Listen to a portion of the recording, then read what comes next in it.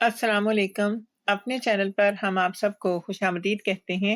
हर रोज़ एक नई कहानी को सुनने के लिए हमारे चैनल को सब्सक्राइब कर लें और कहानी को मुकम्मल सुनें। शुक्रिया।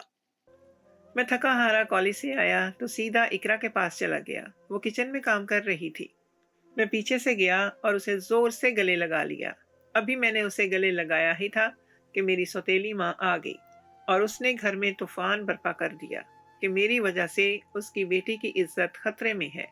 ये देखकर अब्बा ने फैसला कर लिया कि जल्द अज जल्द इकरा को रुखसत करना है, वगरना कुछ بعید नहीं कि मैं क्या कर बैठूं। वो मेरे गुस्से से डरा करते थे। वो कहते थे जब इसे गुस्सा आता है तो इसे खुद भी याद नहीं रहता कि कब इंसान से शैतान बन जाता है। इस वाक़े के बाद घर में मेरा आना जाना बंद हो गया।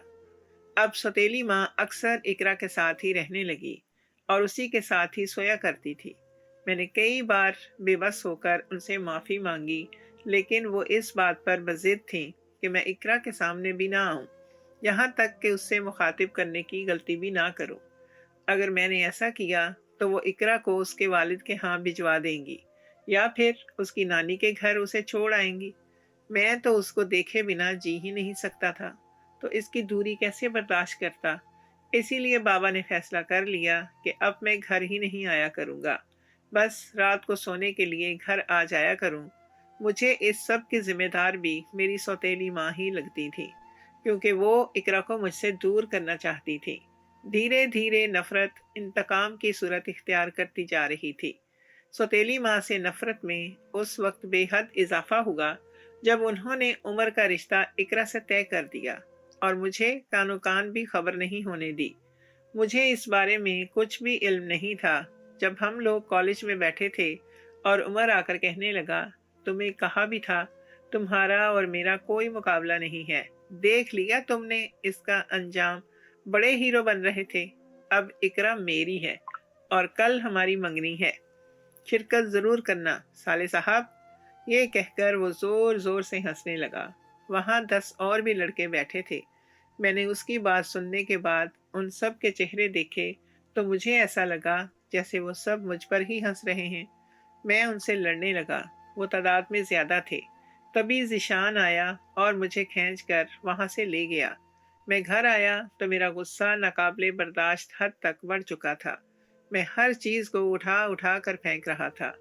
अब मेरी सौतेली अम्मी और अब्बू घर पर नहीं थे, सिर्फ इकरा घर पर मौजूद थी। मैं उसके सामने गया और चाकू कलाई पर रख लिया और कहा, अगर तुमने मेरे अलावा किसी से भी शादी का सोचा तो मैं खुदकशी कर लूंगा, तुम्हें भी मार दूंगा और खुद भी मर जाऊंगा।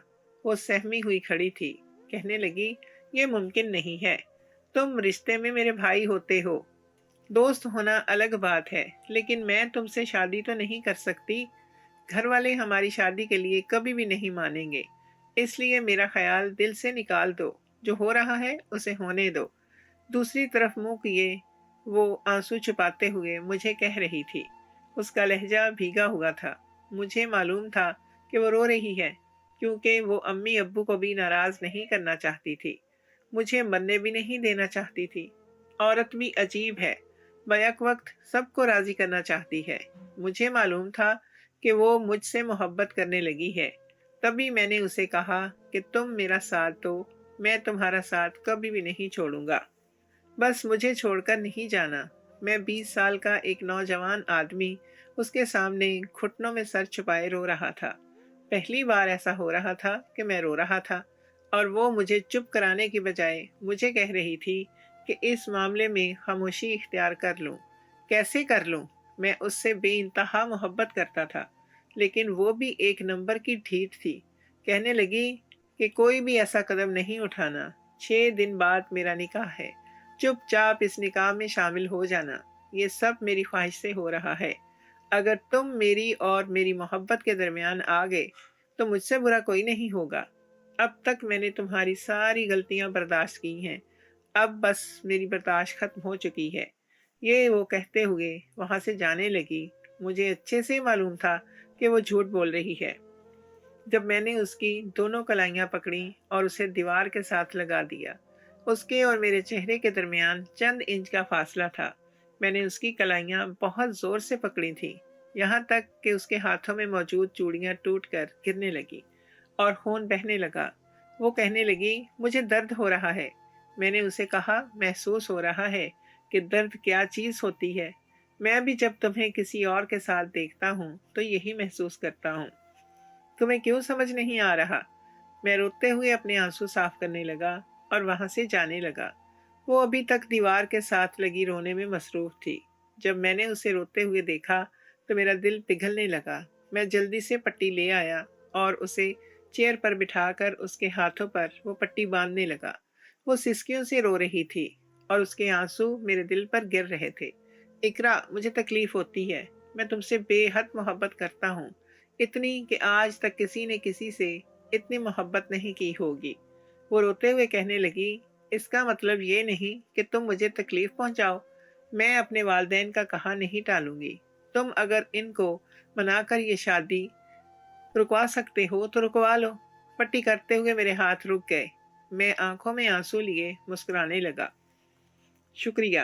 اب دیکھنا میں کیسے امی ابو کو مناتا ہوں۔ دیکھنا وہ مان جائیں گے۔ ابو مجھ سے بہت محبت کرتے ہیں۔ وہ مجھے تکلیف میں دیکھ نہیں سکتے۔ میں یہ کہتے ہوئے اس کے ہاتھوں پر بوسہ دینے لگا اور وہاں سے جانے لگا۔ جب اس نے مجھے روکا اور کہا، جو بھی کرنا ہے کرو، لیکن میری عزت پر آنچ آنے مت دینا۔ اگر میری عزت پر ذرا سی آنچ آئی یا کسی نے بھی میرے کردار پر بات کی تو میں زہر کھا لوں گی۔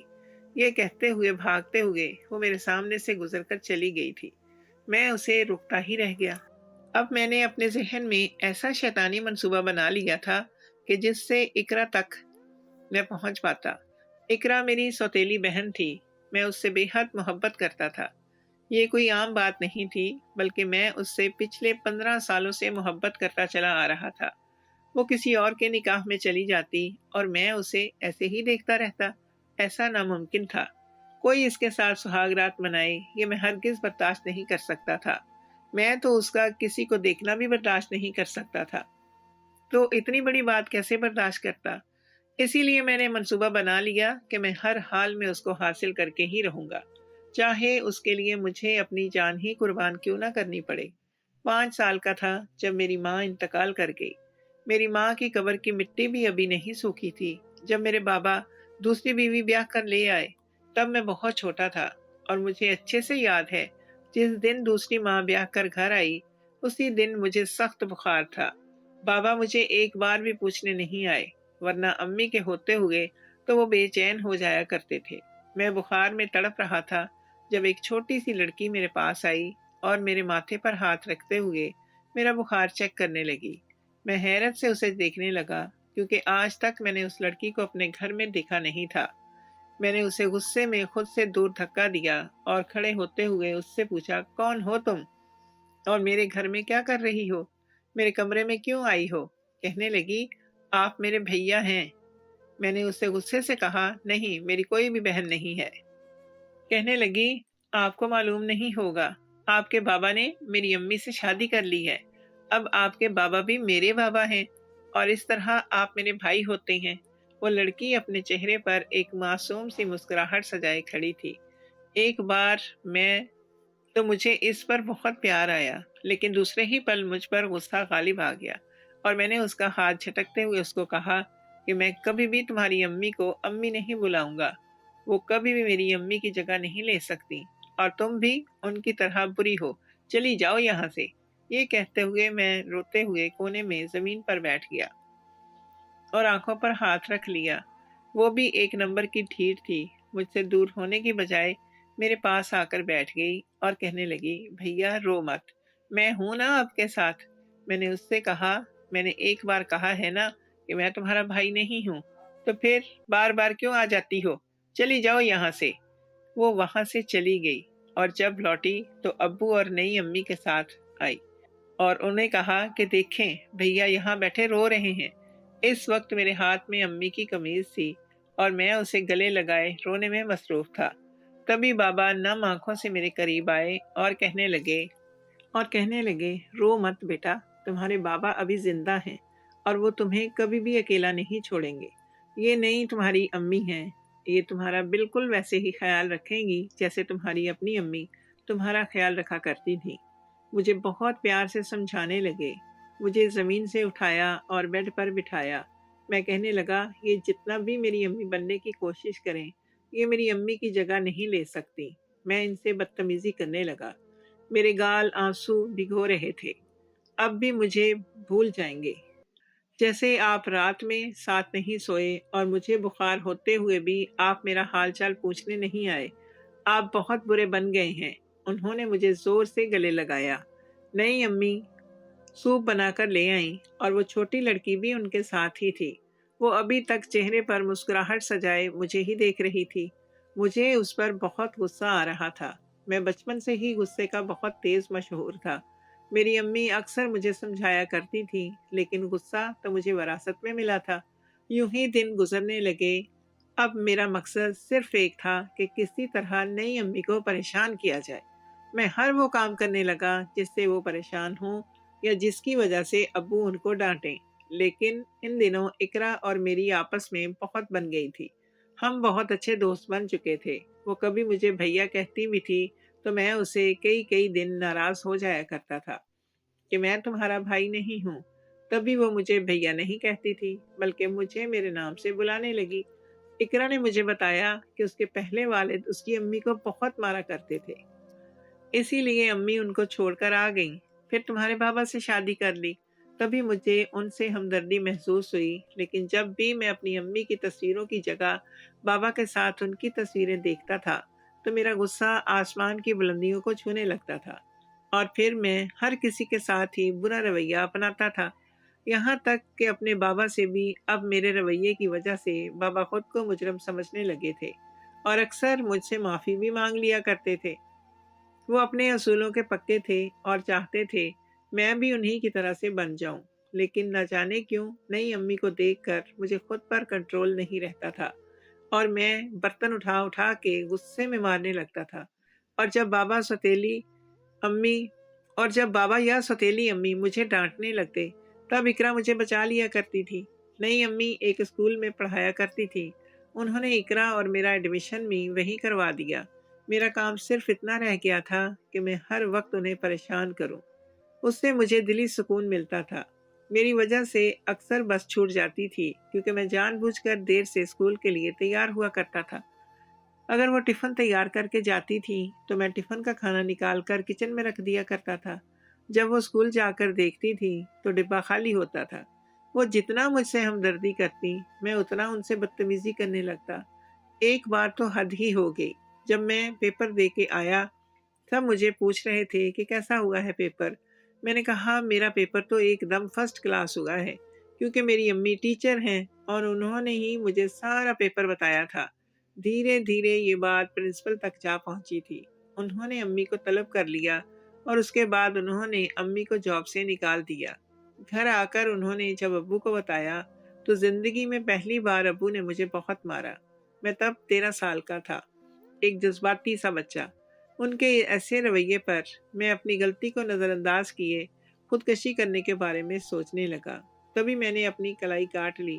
بر وقت اقرا نے دیکھ لیا اور مجھے بچا لیا۔ تب بھی بابا مجھے پوچھنے نہیں آئے تھے اور میں ساری رات روتا رہا کیونکہ وہ مجھ سے سخت ناراض تھے۔ اس وقت بھی اقرا میری خدمت کرتی رہی، یہاں تک کہ میرے جینے کی وجہ وہی رہی۔ وہ ہر مشکل میں میرا ساتھ دیتی تھی اور مجھے یقین دلاتی تھی کہ اور کوئی میرا ساتھ دے نہ دے وہ میرے ساتھ ہمیشہ کھڑی رہے گی۔ میں خود کو اکیلا محسوس کرتا تھا تو وہ میرے کمرے میں آ جاتی اور ہم بہت سی باتیں کرتے تھے، چاہے حالات جیسے بھی ہوں کیوں نہ ہو جائیں، کیونکہ اب ہم دھیرے دھیرے بڑے ہو رہے تھے تو اب ہمارے درمیان یہ فرق ختم ہوتا جا رہا تھا۔ میں اسے دوسری نظر سے دیکھنے لگا تھا۔ ابو نے بھی یہ بات محسوس کر لی۔ ایک دن انہوں نے مجھے اپنے کمرے میں بلایا اور کہا اب تم دونوں بڑے ہو گئے ہو، اس طرح بلا جھجک ایک دوسرے کے کمروں میں مت جایا کرو اور دوبارہ میں تمہیں رات کے وقت اس کے کمرے میں نہ دیکھوں۔ مجھے بہت غصہ آیا تھا۔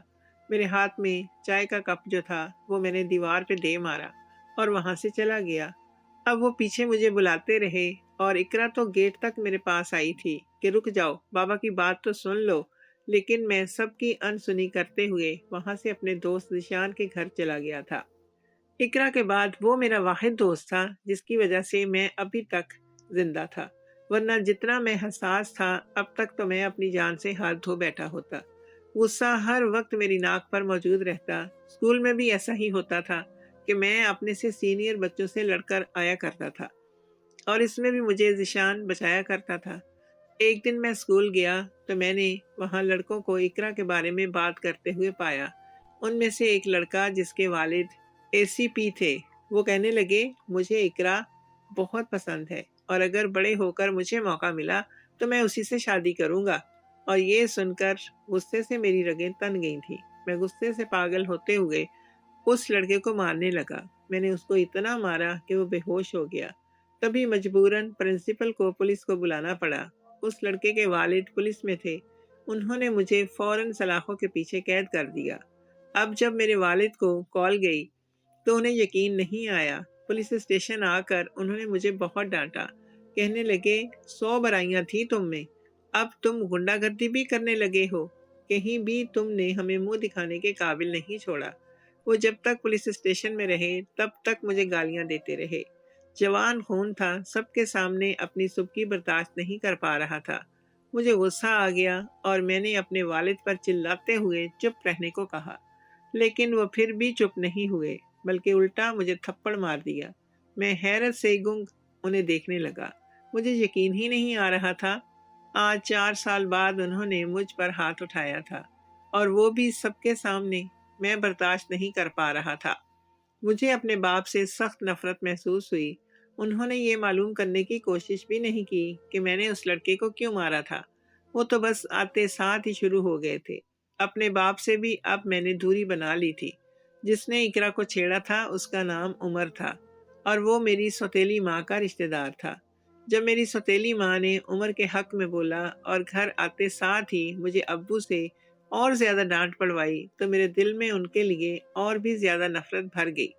پہلے ابو مجھ سے کتنی محبت کیا کرتے تھے، لیکن نئی امی کے آنے کی وجہ سے وہ مجھ سے کھچے کھچے رہنے لگے تھے۔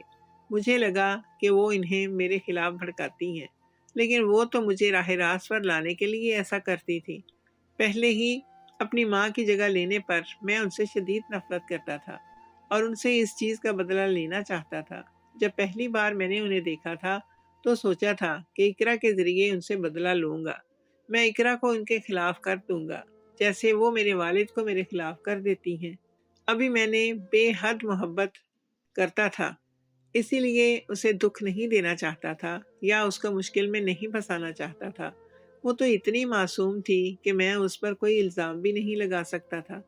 ایک دن میں بہت اداس تھا تو یہ تو میرا معمول تھا کہ میری اداسی یا تو ذیشان ختم کر سکتا تھا یا اقرا، کیونکہ جب میں پریشان ہوتا تو انہی دونوں کے پاس جایا کرتا تھا۔ اس کے علاوہ اگر اس دوران کوئی بھی میرے پاس آتا تو اس کی شامت آ جاتی۔ اب جب مجھے پتا چلا کہ عمر اور اقرا کا نکاح طے ہو گیا ہے تو میں غصے سے پاگل ہو رہا تھا۔ ذیشان مجھے سمجھا رہا تھا، سنبھال رہا تھا۔ نکاح میں 6 دن رہ گئے تھے اور مجھے انہیں 6 دنوں میں کچھ نہ کچھ کرنا تھا۔ رات کو امی ابو گھر آئے تو میں ایک فرمانبردار بیٹے کی طرح ان کے سامنے بیٹھ گیا اور کہنے لگا۔ ابو کہنے لگے آج خیر تو ہے؟ میں نے خود پر کنٹرول کرتے ہوئے کہا ابو جان، اگر آپ نے میرا کہا نہ مانا تو انجام کے ذمہ دار آپ خود ہوں گے۔ میں سر جھکاتے ہوئے ابھی تمہید باندھ رہا تھا جب ابو کو محسوس ہونے لگا کہ میں نے اپنے آنسوؤں کو روکا ہوا ہے۔ میں نے ساری باتیں بھول کر روتے ہوئے ابو کے پاؤں میں بیٹھ گیا اور کہنے لگا بابا، آپ کو اس محبت کا واسطہ جو آپ نے امی جان سے کی تھی، خدا کے لیے مجھے میری اقرا دے دیں۔ میں اس کے بنا نہیں رہ سکتا۔ اگر میں اس کے بنا رہا تو میں مر جاؤں گا۔ میں روتے ہوئے اپنے باپ کے پاؤں پڑ گیا۔ میرا باپ یہ سن کر زرد چہرے کے ساتھ مجھے حیرت سے دیکھنے لگا۔ کہنے لگے تم نے غلط وقت پر مجھے غلط چیز مانگی ہے، اور رشتے میں تمہاری بہن ہوتی ہے۔ اس سے پہلے کہ میرا غصہ بڑھے تم میری نظروں سے اوجھل ہو جاؤ، یہ نہ ہو کہ میں تمہارا قتل ہی کر دوں۔ میں حیرت سے اپنے باپ کو دیکھنے لگا۔ میں نے ان کی ٹانگ جو پکڑی ہوئی تھی انہوں نے اسی سے مجھے دھکا مارا۔ میں دور جا کر گرا۔ میں نے اپنا تھوڑا سا سامان پیک کیا اور ذیشان کے گھر چلا گیا۔ رات کو جب سب سو گئے مجھے معلوم تھا کہ امی ابو دونوں نیند کی دوائی کھا کر سوتے ہیں۔ तभी मैं इकरा के कमरे में गया और उसे कहने लगा कि अगर तूने मुझसे शादी नहीं की तो मैं सच में तुम्हें मार डालूंगा और खुद भी मर जाऊंगा। मैं उसके निकाह से पहले हर रात को उसके पास जाता था। 5वें दिन मेरी सौतेली माँ ने मुझे देख लिया और उसने चोर समझकर सारे घर में शोर मचा दिया। मुझे कुछ और समझ नहीं आया तो मैंने दीवार से छलांग लगा दी। तब मेरी जान तो बच गई, लेकिन मेरे बाजू की हड्डी टूट गई थी क्योंकि मैं बहुत ऊंचाई से गिरा था। ज़िशान के साथ मिलकर मैंने ये निकाह रुकवाने का मंसूबा बना लिया था। ज़िशान ने बताया कि उसके मामू बहुत असर और रसूख वाले इंसान हैं। इलाके में उनका रोब और दबदबा है। उनकी इजाज़त के अलावा कोई भी इस इलाके में दाखिल नहीं हो सकता। तुम लोग वहाँ चले जाना, वो तुम्हें हर तरह से सपोर्ट करेंगे। असल मसला ये था कि इकरा मेरे साथ जाने को तैयार नहीं थी, इसीलिए मैंने उसको अगवा करने का मंसूबा बनाया। निकाह के दिन घर में गया। मैंने रोते हुए अपने बाप से माफ़ी मांगी कि मुझे माफ़ कर दें और मुझे एक भाई की जिम्मेदारी निभाने दें। मैं सारे इंतजामात खुद करना चाहता हूँ। पहले तो वो राज़ी नहीं हुए, लेकिन बाद में सौतेली माँ के कहने पर उन्होंने मुझे इजाज़त दे दी। मैं जब पॉलर से इकरा को लेने के लिए गया तो रास्ते में मैंने उसे एक जूस पिलाया। वो जूस पीना नहीं चाहती थी, लेकिन मैंने उसे कहा कि मुझ पर यकीन करती हो तो पी लो, वरना बाहर फेंक दो। मेरे बदले हुए लहजे ने उसे चौंकाया हुआ था। उसको समझ नहीं आ रहा था कि वो यकीन करे या नहीं। मुझे पता था कि रोने की वजह से उसका गला खुश्क है। वो ज़रूर वो जूस पी लेगी। जैसे ही उसने जूस पिया वो बेहोश हो गई और मैं गाड़ी ड्राइव करते हुए उसे ज़िशान के मामू के गांव ले गया, जहां हमारा इस्तकबाल किसी नए शादीशुदा जोड़े की तरह से किया गया। इकबाल अहमद इलाके का बहुत बड़ा जागीरदार था। उसने अपनी हवेली से मुतालिक एक छोटी सी घर में हमें रिहाइश दे दी और अपने कुछ गार्ड्स भी हमारी हिफाजत के लिए भिजवा दिए। जब इकरा को होश आया तो वह बेड पर लेटी हुई थी और मैं बिल्कुल उसके पास बैठा हुआ था। उसके जागने का इंतज़ार कर रहा था क्योंकि इकबाल अहमद की हवेली से खाना आ चुका था। वो होश में आई तो उसका जहन बहुत भारी हो रहा था। वो बंद होती आंखों के साथ याद करने की कोशिश कर रही थी कि हुआ क्या था। तभी वो उजलत में उठी और मुझसे पूछने लगी, क्या किया है तुमने मेरे साथ? मैंने उससे झूठ बोला, वही जो मुझे पहले कर लेना चाहिए था। अब तुम किसी की भी बीवी बनने के काबिल नहीं हो। अब तुम्हारा निकाह सिर्फ मुझसे ही जायज़ है।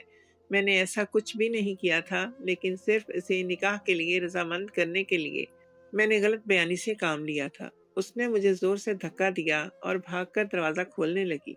तभी मुझे गुस्सा आ गया और मैं तैश में उठा और उसे पकड़कर बेड पर धक्का दे दिया और उसे कहने लगा, 10 मिनट में हमारा निकाह है। अगर अब तुमने इस निकाह से इनकार किया तो मुझसे बुरा कोई नहीं होगा। यहाँ कोई भी नहीं है तुम्हारी सुनने वाला। तभी ज़िशान आ गया और कहने लगा कि निकाह खां आ चुका है। मैं उसे ज़बरदस्ती घसीटते हुए बाहर ले जाने लगा।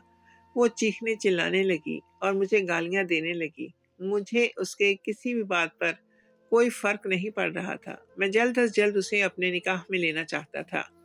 जब निकाह खां ने निकाह के लिए इजाज़त ली तो उसने इनकार कर दिया। मेरे हाथों में गन थी। मैंने वो गन अपनी कनपट्टी पर रख दी। उसने मजबूरन रोते हुए वो निकाह कबूल कर लिया। तभी ज़िशान ने बताया कि पुलिस हमें ढूंढते हुए हमारे इलाके में आई थी, मगर मामू ने इलाके में दाखिल होने नहीं दिया। तुम लोग जब तक यहाँ हो तो महफूज हो, अगर बाहर गए तो पकड़े जाओगे। इसके अलावा तुम्हारे घर वाले समझते हैं कि इकरा तुम्हारे साथ भाग गई है। उसी दिन तुम्हारे बाप को हार्ट अटैक हुआ था, लेकिन अब उनकी तबीयत बहुत संभल चुकी है। वो मेरे घर तुम्हारा पूछने आते। इससे पहले ही मैं उनके घर चला गया और उनसे तुम्हारे बारे में मालूम करने लगा कि तुम्हारा नंबर नहीं लग रहा। क्या उनको तुम्हारे बारे में कुछ मालूम है? तभी उनको मुझ पर ज़रा बराबर भी शक नहीं हुआ। अलबत्ता उमर को मुझ पर यकीन है कि मैंने तुम्हें कहीं भगाया है। वो आजकल इसी कोशिशों में लगा हुआ है कि किसी तरह से मालूम कर सके। उसके जासूस कुत्तों की तरह तुम्हें ढूंढ रहे हैं। तुम लोग अपना बेहद ख्याल रखना। बाकी खबरें मैं तुम लोगों तक पहुंचाता रहूंगा। अब मैं चलता हूँ, इससे पहले कि किसी को मुझ पर शक हो। मुझे इस इलाके से निकलकर जल्दी घर पहुंचना होगा। मैं उसे गेट तक छोड़कर आया। जब वापस आया तो इकरा मुझे नफरत भरी नज़रों से देख रही थी। ऐसा लग रहा था जैसे उसकी नफरत मुझे जलाकर राख कर देगी। ایک وقت میں تو میں اس کی نفرت بھری نظروں سے ڈر گیا تھا۔ مجھے پورا یقین تھا کہ میں اپنی محبت سے اس کا دل جیت لوں گا۔ اب میں نے اتنی بڑی غلطی کر دی تھی تو اس نے تھوڑا سا تو غصہ دکھانا ہی تھا۔ مجھے نہیں پتا تھا میں اس کی زندگی تباہ کر دوں گا۔ میں تو اس کی زندگی سنوارنے چلا تھا۔ پتہ نہیں تھا کہ اپنی محبت کے حصول میں اس کی عزت کو داغدار کر بیٹھوں گا۔ مجھ سے یہ کیا ہو گیا تھا جو اسے خودکشی کرنے پر مجبور کر رہا تھا؟ دراصل ہوا یوں تھا کہ میں کب تک اقبال احمد کے گھر پر مہمان بن کر رہتا۔ میں نے سوچا کہیں تو کام کرنا پڑے گا۔ اب مجھ پر اقرا کی بھی ذمہ داری ہے۔ یہ میں نے فیصلہ کیا کہ مجھے اس علاقے سے باہر جانا چاہیے، ادھر ہی ہر کام ڈھونڈنا چاہیے۔ میں نے اقبال احمد سے ذکر کیا تو اس نے کہا کہ میرے پاس تمہارے لیے ایک معقول کام ہے، اگر تم کرنا چاہو۔ میں نے کہا کہ میں کسی طرح کا بھی کام کرنے کے لیے تیار ہوں، لیکن مجھے اس علاقے سے دور مت بھیجیے گا۔ وہ کہنے لگے کہ میں سب کچھ سمجھتا ہوں، تم پڑھے لکھے ہو، سمجھدار ہو۔ میں چاہتا ہوں تم میرے حساب کتاب کو سنبھالو۔ زمینوں سے اس سال کتنا پیسہ آیا ہے اور ہمیں کتنا منافع ہوا ہے، تم ہر ماہ کا حساب رکھ لیا کرنا۔ لیکن ایک بات یاد رکھو کہ تمہیں ملکوں کی زمین کی طرف نہیں جانا، اگر وہاں گئے تو مارے جاؤ گے۔ میں نے کہا کہ اس کی کوئی خاص وجہ؟ تو کہنے لگے ابھی تم بچے ہو، تم اس بات کو سمجھنے سے قاصر ہو، اسی لیے خود کو ان سب باتوں سے دور رکھو۔ نکاح کے بعد سے اقرا نے مجھے اپنے قریب تک آنے نہ دیا تھا۔ وہ مجھ سے بہت دور دور رہنے لگی تھی، ہر وقت مجھ پر غصہ کرتی اور اتنے نفرت بھرے جملے ادا کرتی کہ میرا دل زخمی ہو جاتا۔ اسی لیے میں نے خود کو کاموں میں مصروف کر لیا۔ میں اسے وقت دینا چاہتا تھا کہ وہ اس رشتے کی نوعیت کو سمجھے۔ دھیرے دھیرے ہمارے رشتے میں خاموشی بڑھتی ہی چلی جا رہی تھی۔ ایک دن میں نے سوچا کہ میں اس خاموشی کو توڑ دوں۔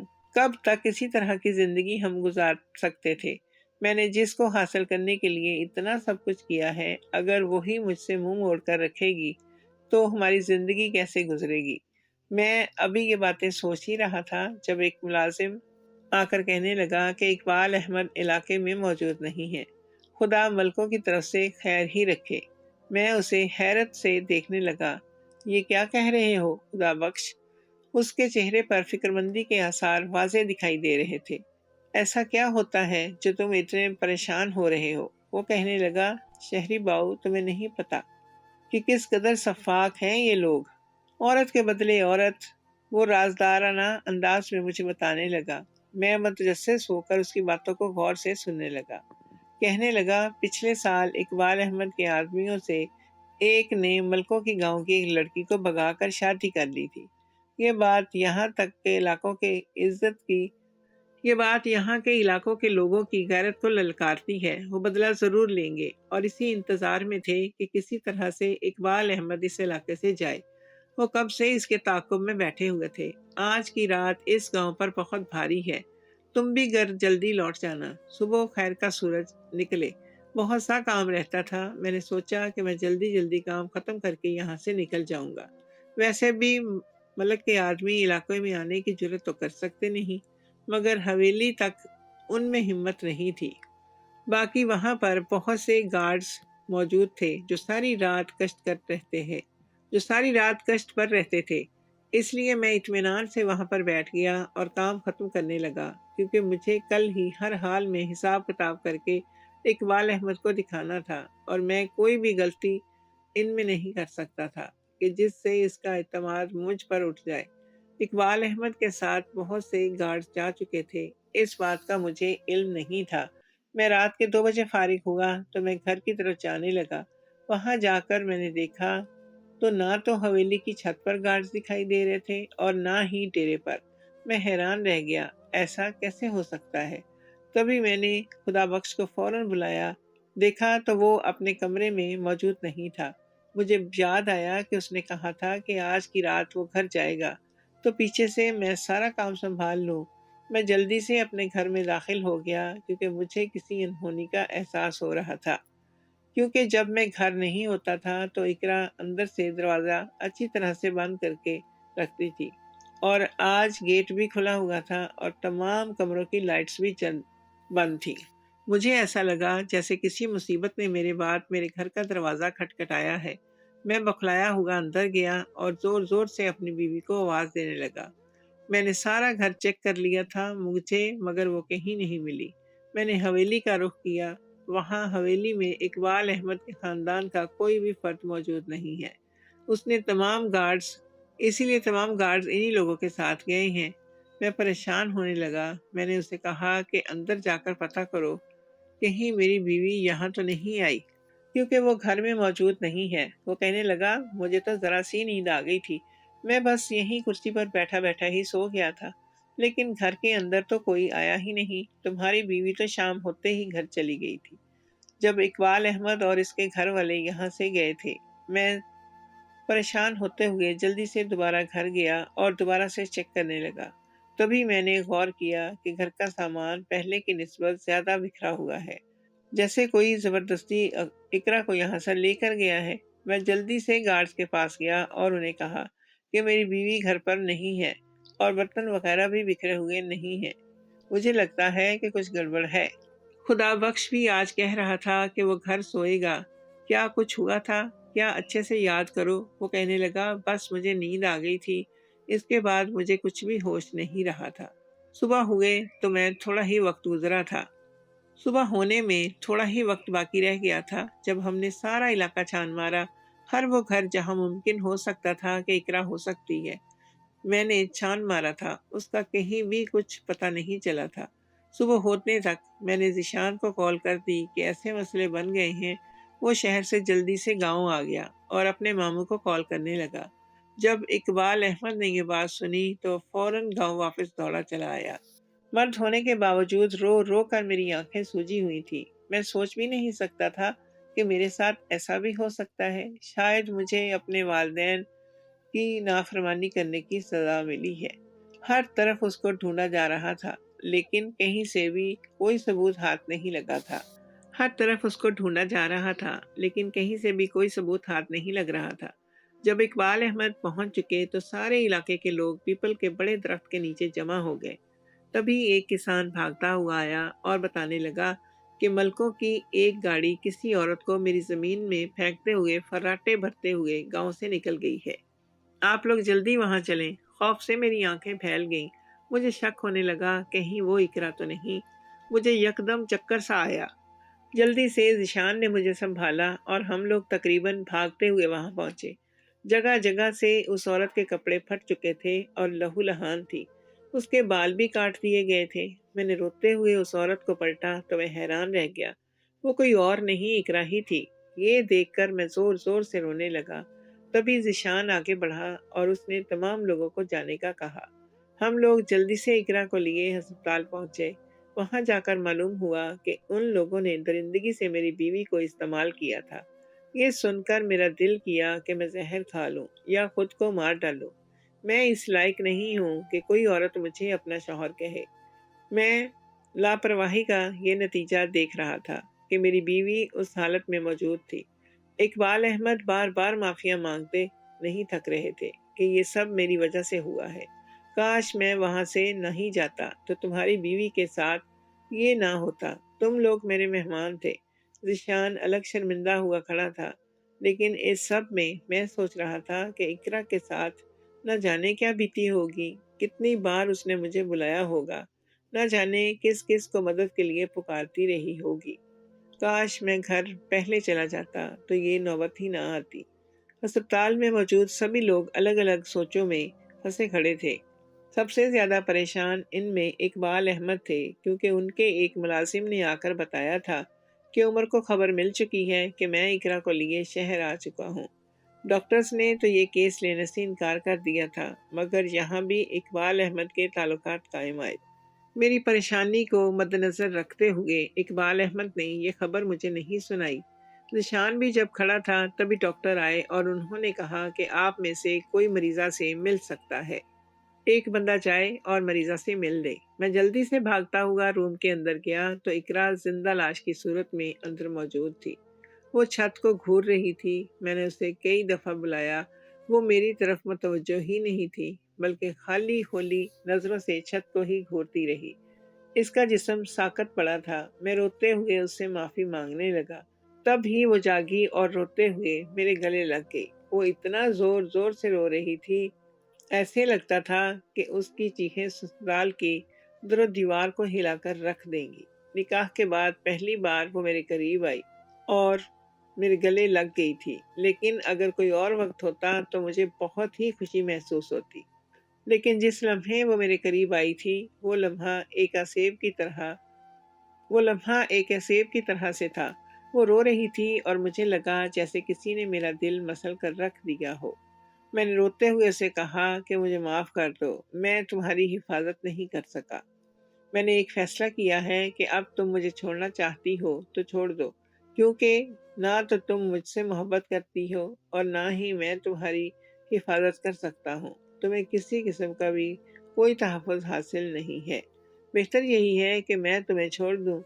میں تمہارے ماں باپ کو سب سنبھال دوں گا اور تم پریشان مت ہونا۔ وہ غصے سے مجھے دیکھنے لگی اور ایک زوردار تھپڑ میرے منہ پر دے مارا۔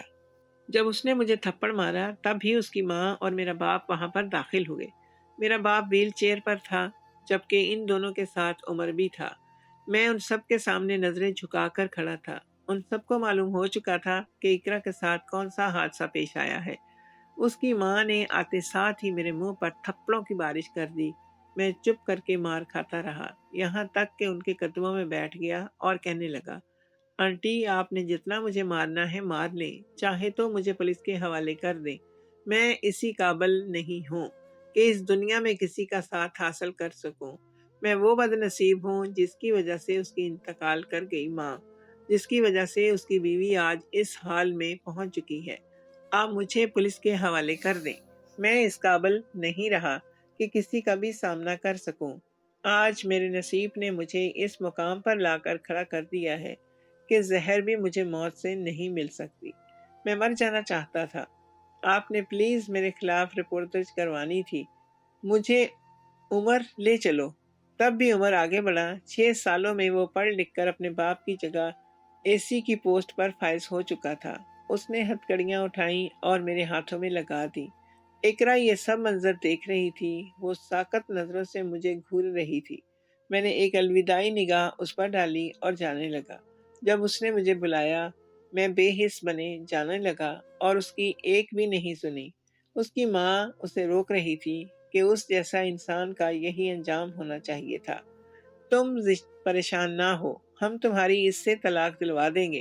مجھے سب پتہ چل چکا ہے کہ اس نے تم سے زبردستی نکاح کیا ہے۔ جب عمر مجھے باہر لے جانے لگا تو اقبال احمد اور ذیشان احمد آگے بڑھے اور اسے روکنے لگے کہ تم اسے ایسے لے کر نہیں جا سکتے۔ پہلے ثابت کرو کہ سب کچھ، پھر نہیں ہوگا تو ہم تمہیں جانے دیں گے۔ اقبال احمد کہنے لگے کہ میں ابھی وکیل ہائر کرتا ہوں، یہ ابھی بازیاب ہو جائے گا۔ میں نے انہیں منع کر دیا تھا کہ میں اپنی گناہوں کی سزا اب جیل میں کاٹنا چاہتا ہوں۔ آپ لوگوں نے یہاں تک میرا بہت ساتھ دیا ہے، میں اس کو ہمیشہ شکر گزار رہوں گا۔ ذیشان، میرے بعد میرے گھر والوں کا خیال رکھنا۔ جیل جانے کے بعد میں اقرا کو طلاق کے کاغذات بھجوا دوں گا، اور عمر تم اس سے جلد شادی کر دینا۔ عمر کہنے لگا، میں نے آج تک شادی اسی لیے نہیں کی کیونکہ میں واقعی اقرا کو چاہتا تھا، مگر میں اب اس سے شادی نہیں کرنا چاہتا۔ اس کے لیے میں معذرت خواہ ہوں کیونکہ میرا نکاح ہو چکا ہے اور میں اس لڑکی کو دھوکہ نہیں دے سکتا جو پچھلے 5 سالوں سے میرے نکاح میں بیٹھی ہے۔ میں اسے حیرت سے دیکھنے لگا اور سر جھٹکتے ہوئے وہاں سے جانے لگا۔ یہ سب میری وجہ سے ہوا تھا۔ عمر اس کے لیے بہترین انسان تھا۔ میں نے اس سے اس کا نصیب چھین لیا تھا کہ خود سکون سے رہا، نہ اسے رہنے دیا۔ ابھی زندگی کے امتحان ختم نہیں ہوئے تھے کہ ابھی تو یہ مقابلہ شروع ہوا تھا۔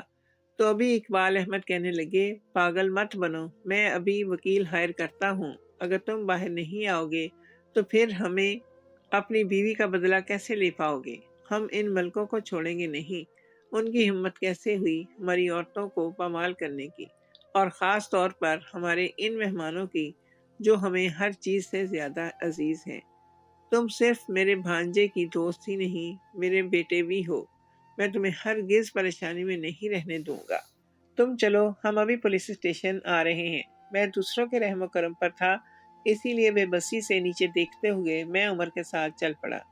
عمر کہنے لگا کہ یہ کیس تو کب سے ختم ہو چکا ہے، چاہو تو میں ان کو ہمیشہ ہمیشہ کے لیے بند کر دوں۔ اگر تمہیں اس سے سچی محبت کرتے ہو تو اسے اچھی زندگی دینے کے بارے میں بھی سوچو۔ خدا نے جو سزا تمہارے لیے منتخب کی تھی وہ تمہیں مل کر رہے گی۔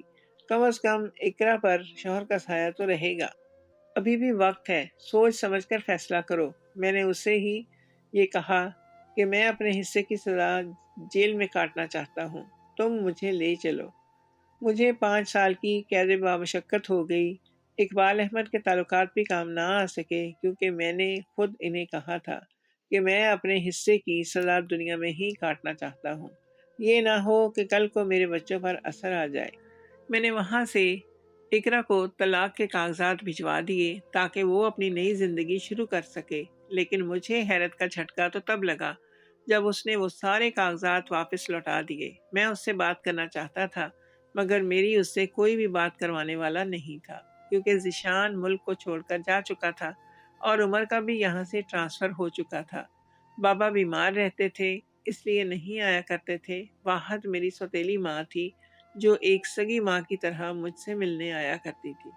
5 سال بعد جب میں رہا ہو کر گھر گیا تو ابا جان وفات پا چکے تھے اور آنٹی اپنی عدت میں تھی، اسی لیے جیل میں مجھے کوئی بھی لینے نہیں آیا تھا۔ میں شرمندہ تھا کہ کیسے گھر جاؤں، سارے محلے میں میرے بارے میں بات پتہ چل چکی ہوگی اور کافی لوگوں میں پھیل بھی گئی۔ ان لوگوں نے میرے گھر والوں کے ساتھ کیا سلوک کیا ہو، یہ سوچ سوچ کر ہی میرے دل میں ہول اٹھ رہے تھے۔ میں سر جھکائے گیٹ پر کھڑا سوچتا رہا۔ میں مڑنے ہی لگا تھا جب گیٹ کھل گیا اور سامنے دیکھا تو کوئی اور نہیں، میری محبت، میری بیوی اقرا موجود تھی۔ میں شرمندگی سے سر جھکائے کھڑا رہا۔ وہ کہنے لگی، گھر کے اندر نہیں آؤ گے؟ میں تم سے لاکھ ناراض سہی، لیکن اب میں تمہیں گھر کے اندر آنے سے روک تو نہیں سکتی۔ اندر آ جاؤ۔ میں بھی اندر چلا گیا۔ آنٹی بہت پیار سے ملی اور سب کچھ بھلا چکی تھی۔ وہ جو کچھ ہوا تھا وہ نصیب کا حصہ تھا۔ اقرا بھی اس حادثے کے بعد کافی حد تک بدل گئی تھی۔ وہ ایک لاوالی لڑکی تھی، ایک سمجھدار عورت بن چکی تھی۔ میں ان دونوں عورتوں کا مجرم تھا۔ بچپن سے لے کر اب تک میں نے ان دونوں پر ظلم ہی کیے تھے۔ میں ان کے اچھے رویے کا مستحق نہیں تھا۔ اقبال احمد کو معلوم ہوا کہ میں واپس لوٹ آیا ہوں تو وہ بھی میرے پاس کھڑے مجھے مبارکباد دینے لگے۔ اقرا نے مجھے بتایا کہ میرے جانے کے بعد ہمارے گھر کا خیال وہی رکھا کرتے تھے۔ آج تک ہمیں ایک بھی چیز کے متعلق پریشان ہونا نہیں پڑا۔ میں اقبال بھائی کو کہنے لگا، آپ کا احسان میں ساری زندگی یاد رکھوں گا۔ وہ کہنے لگے، میرے سے جو غلطی ہوئی اس کے مداوع میں یہ کچھ بھی نہیں ہے۔ ہمارے گاؤں کی کچھ روایات ہیں، تم لوگوں کو برباد کر کے رکھ دیا ہے۔ تم لوگ تو ہمارے مہمان تھے، ہمارا فرض بنتا تھا کہ ہر حال میں تمہاری عزت کی حفاظت کی ذمہ داری اٹھاتے، لیکن اس رات جو حادثہ ہوا اس نے مجھے میری ہی نظروں میں مجرم بنا دیا ہے۔ بیٹی، میں تم سے بھی معافی مانگتا ہوں۔ تبھی اقرا آگے بڑھی اور انہیں کہنے لگی کہ چچا جان، میں نے آپ کو معاف کر دیا ہے۔ میں حیرت سے منہ کھولے اقرا کو دیکھنے لگا۔ مجھے لگا شاید وہ احترام اقبال احمد کو چچا جان کہہ رہی ہے، لیکن حقیقت مجھ پر بعد میں آشکار ہوئی۔ ظہیر احمد اور اقبال احمد بھائی تھے۔ ظہیر احمد نے گھر والوں کے خلاف جا کر شادی کی تھی، جس کی وجہ سے اسے خاندان سے بے دخل کر دیا گیا تھا۔ جب خاندان سے بے دخل ہوئے تو جگہ جگہ کی ٹھوکریں کھانی پڑی، کہیں بھی جاب نہ ملی، جمع پونجی چند دنوں میں ہی ختم ہو گئی، اوپر سے ایک بیٹی کا ساتھ بھی تھا۔ اب کھانے والے 3 تھے اور کمانے والا 1۔ تب بھی ظہیر احمد نشے کی بری لت میں پھنس گئے اور اسی نشے میں اپنی بیوی کو مارنے لگے۔ ایک دن نشے میں سڑک پر سو رہے تھے کہ اوپر سے ٹرک گزر گیا، یوں ان کی موت واقع ہو گئی۔ ان کی بیوی نے دوسری شادی میرے والد سے کر لی، یوں اس لیے اقرا کبھی بھی اپنے ددیال والوں سے نہیں مل سکی تھی۔ جب میں جیل گیا تو ان کی ملاقات آنٹی سے ہوئی تو انہیں پتہ چلا کہ وہ کوئی اور نہیں، ان کے مرحوم بھائی کی بیوی ہے، اور اقرا جو اب تک ان کے گھر میں ایک مہمان کی حیثیت سے رہ رہی تھی، وہ اس کی اپنی سگی بھتیجی تھی۔ تب بھی انہوں نے میرے جانے کے بعد ان دونوں کا بہت خیال رکھا اور جتنی زمین سے ظہیر احمد کی بنتی تھی، انہوں نے وہ اقرا کے نام کر دی۔ یوں اقرا اور آنٹی کو کسی اور کے سامنے ہاتھ پھیلانا نہیں پڑ رہا تھا۔ میں یہ جان کر ششدر رہ گیا تھا، لیکن مجھے خوشی ہوئی کہ اقرا وہ اس کے کھوئے ہوئے رشتہ دار تھے جو اسے مل گئے تھے۔ اقبال احمد نے ہمیں شادی کے تحفے میں ایک بنگلہ تحفے میں دیا جہاں آج شفٹ ہونے والے تھے۔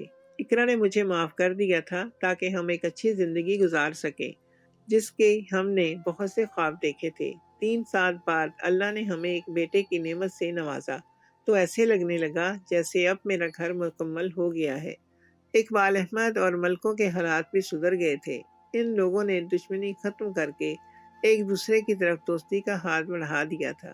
اب بھی زمینوں کے معاملات میں سنبھالتا ہوں اور آج تک میں نے کبھی اقبال احمد کو شکایت کا موقع نہیں ہونے دیا۔ اقرا واقعی میں ایک اچھی بیوی ثابت ہوئی تھی اور میں نے بھی خود کو اس حد تک سدھار لیا تھا کہ اس کو کسی بھی شکایت کا موقع نہ ملے۔ ذیشان بھی واپس پاکستان لوٹ چکا تھا اور کل اس کی شادی اقبال احمد کی بیٹی سے ہے۔ ہم سب لوگوں نے اپنے اپنے حصے کے تمام غم جھیلے اور خوشیاں ہماری منتظر تھیں جن کے لیے ہم نے برسوں انتظار کیا تھا۔